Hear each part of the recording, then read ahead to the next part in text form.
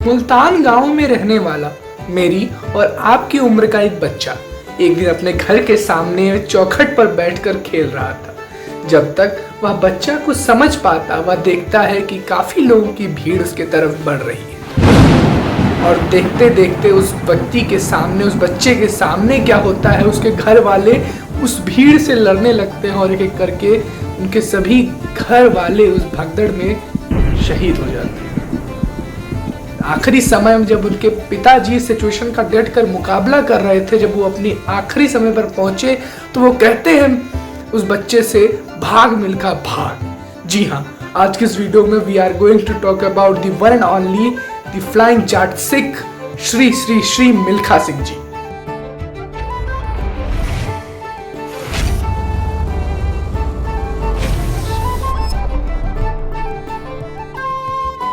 इस वीडियो में मैं कवर करूंगा ऐसी 5 महत्वपूर्ण बातें जो हमें उनकी जीवनी से सीखने को मिलती हैं। This is going to be a motivational video from the case study of Milkha Singh जी।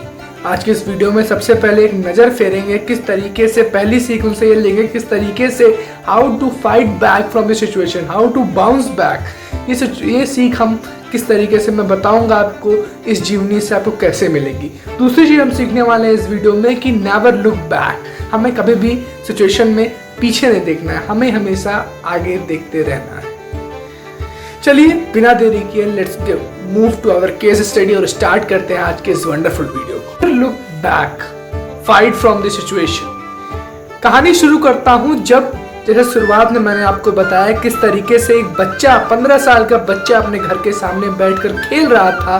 देखता है कि काफी भीड़ आ रही है, कोई और नहीं श्री मिल्खा सिंह जी थे। मिल्खा सिंह जी इस सिचुएशन में कोई दूसरा व्यक्ति होता तो शायद उस सिचुएशन को इतने अच्छे से हैंडल ना कर पाता, क्योंकि उम्र कम थी उनकी, सोच नहीं थी उनके अंदर क्या कि आगे क्या किया जाए।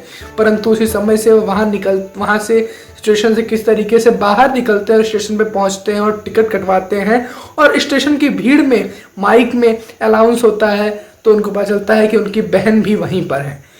उनकी बहन जब उनको मिलती है तो उनके जीवन में एक लव के तरीके से दीपक जलता है कि हाँ, कोई तो उनके परिवार में का, मिल्खा सिंह जी के परिवार का कोई ना कोई सदस्य भी जिंदा है। वो अपनी बहन से मिलते हैं और वहीं से शुरुआत होती है मिल्खा सिंह के जीवन की। शुरुआती दौर में मिल्खा सिंह जी की कहानी में हम देखते हैं कि मिल्खा सिंह जी स्टार्टिंग से ही बहुत ज़्यादा हार्ड वर्किंग पर्सन थे। जिस तरीके से सिचुएशन से वो निकले थे तो वो कई बार उन्होंने पाकिस्तान में जाने से इनकार भी किया। पाकिस्तान में जब रनिंग रेस हुई तो वहाँ पर उन्होंने जाने से इनकार किया, क्योंकि जब वो पाकिस्तान में जाते तो उनको ऐसा लगता कि जो पुरानी यादें हैं उनके अंदर पार्टीशन के दौरान, वो चीज़ें फिर से उनकी आंखों के सामने आ जाती, जिस कारणवश पंडित नेहरू जी के काफ़ी अनुरोध के बाद मिल्खा सिंह जी पाकिस्तान गए थे। इस सब कहानी से हमें यह कंक्लूजन निकलता है कि किस तरीके से how the situation was that and किस तरीके से मिल्खा सिंह जी कभी रुके नहीं और आगे बढ़ते गए निरंतरता के साथ, और किस तरीके से सिचुएशन से बाहर। महत्वपूर्ण बात, कभी भी यदि आप अपने जीवन में आगे बढ़ रहे हैं तो नेवर लुक बैक, हमें पीछे नहीं देखना है मुड़ के। मिल्खा सिंह जी बताते हैं कि जब वो सर्वप्रथम रेस में दौड़ने गए तो वो पहले तो 100 मीटर्स में सबसे आगे थे, पर जब उनको ऐसा लगा कि शायद उनके टीम मेंबर्स उनसे आगे निकल रहे हैं तो तब तक वो मुड़कर पीछे उन्होंने देखा कि बहुत ही तेजी के साथ उनके जो अपोनेंट्स थे वो उनसे आगे निकल गए। उसके बाद मिल्खा सिंह जी बताते हैं एक इंटरव्यू में कि हमें कभी भी यदि हम जीवन में आगे बढ़ रहे हैं तो we have to never look back, हमें पीछे नहीं देखना है। अगर पीछे देखते हैं तो पीछे वाले व्यक्ति आगे निकल जाते हैं, इसलिए हमेशा ही हमें आगे देखते रहना है। तीसरी चीज है हंगर से यहाँ 2 तात्पर्य है। भूख, एक तो भूख होती है सक्सेस वाली, दूसरी भूख होती है इंसान की पेट वाली। यहाँ पर मिल्खा सिंह जी के साथ दोनों सिनारियो थे। पहली तो हंगर, जो पेट वाली भूख थी, वो भी मिल्खा सिंह के जी के लिए एक बहुत बड़ी चुनौती थी, और दूसरी चीज जो थी सक्सेस की भूख। मिल्खा सिंह जी कहते थे कि जब तक उनके कपड़ों में से एक बाल्टी पसीना नहीं निकल जाता तब तक वो हार्ड वर्क करते रहते थे और फील्ड के चक्कर लगाते रहते थे। मिल्खा सिंह जी का हमेशा से यह सपना था कि उनके जिस्म पर, उनके शरीर पर एक ना एक बार इंडिया का कोट आए और सर्वप्रथम वो अपने भारत देश के झंडे को सबसे ऊंचा देखें। टू लव आवर कंट्री, किस तरीके से मिल्खा सिंह जी बताते हैं कि लास्ट टाइम जब वो रेड टेप के बहुत ही नज़दीक थे, रेड टेप के बहुत नज़दीक थे, जहां पर रेस मात्र 50 यार्ड की रेस बची हुई थी। उसके बाद जब मिल्खा सिंह जी रेस को जीत लेते हैं तब बताते हैं किस तरीके का फील आया। इंग्लैंड की जो समय की क्वीन थी उन्होंने कहा, उनको अवार्ड दिया, मेडल दिया और भारत का झंडा इंग्लैंड में सबसे ऊंचाई पर लहराता हुआ देखते हैं श्री मिल्खा सिंह जी। मिल्खा सिंह जी कहते हैं इस समय को, जो समय था जब हमारा इंडियन फ्लैग ट्राइकलर सबसे ऊपर लहरा रहा था सभी देश के झंडों से, तो कहते हैं कि वो जो पल है वो अपने मुख से बता नहीं सकते। ऐसी फीलिंग आई उस समय की।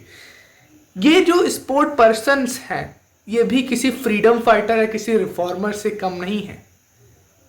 भले ही आज ये हमारे बीच नहीं है, मिल्खा सिंह जी आज हमारे बीच नहीं है, परंतु आज के इस वीडियो के माध्यम से मैं उनके चरणों में सत सत नमन करता हूं और श्रद्धांजलि भी उनको अर्पित करता हूं कि ऐसे वीर हमारी भारत देश की धरती पर जन्मे और हमारे भारत माँ का सीना गर्व से चौड़ा कर दिया। पांचवी सीख जो उनके लाइफ से मिलती है वह यह है कि इंसान को हमेशा अपने मेंटर या अपने टीचर की बातों पर भरोसा रखना चाहिए। जिस तरीके से मिल्खा सिंह जी कहते हैं, जब फाइनल्स की रेस थी, सेमीफाइनल्स के एक दिन बाद ही रेस होती थी, परंतु उस समय पर इंग्लैंड में जो रेस थी वो 2 दिनों बाद थी फाइनल रेस। मिल्खा सिंह जी 2 दिन पहले से ही नर्वस हो गए थे। उनको वो काफ़ी कुछ सोचने लगे थे कि अगर मैं हार गया तो ऐसा होगा, जीत गया तो वैसा होगा। तो उनके जो मेंटर थे, उनके टीचर थे हार्वर्ड जी, उन्होंने उनको समझाया कि मिल्खा या तो तू इस रेस में बन जाएगा या तो बर्बाद हो जाएगा, तो अपनी जी जान लगा दो और दौड़ो। उस समय पर मिल्खा सिंह जी ने अपनी पूरी जी जान लगाई और उनके अंदर एक मोटिवेशन पैदा हुआ अपने गुरु की बातों से, और वो दौड़े नहीं, उड़े और भारत को गोल्ड मेडल दिलाया। ये वर्ल्ड रिकॉर्ड कोई भी तोड़ ना सका था। अब बात करते हैं किस तरीके से मिल्खा सिंह जी को दी फ्लाइंग सिख का दर्जा मिला। फ्लाइंग सिख उन्हें जानते हैं किसने कहा? पाकिस्तान के प्रधानमंत्री। जब वह गए हुए थे वहां पर रेस के दौरान, तो वहां के प्रधानमंत्री इनसे इतना प्रभावित हुए मिल्खा सिंह जी से कि लास्ट में जब रेस खत्म हुई तो वो कहते हैं मिल्खा सिंह जी से कि आप दौड़े नहीं हैं मिल्खा सिंह जी, आप तो आज उड़े हैं। इसलिए उन्होंने कहा आज से आपका नया टाइटल दी फ्लाइंग सिख। ऐसे व्यक्तित्व और इनके व्यक्तित्व हमारे बीच में हमेशा जिंदा है, हमारे दिलों में, हमारे दिमाग में।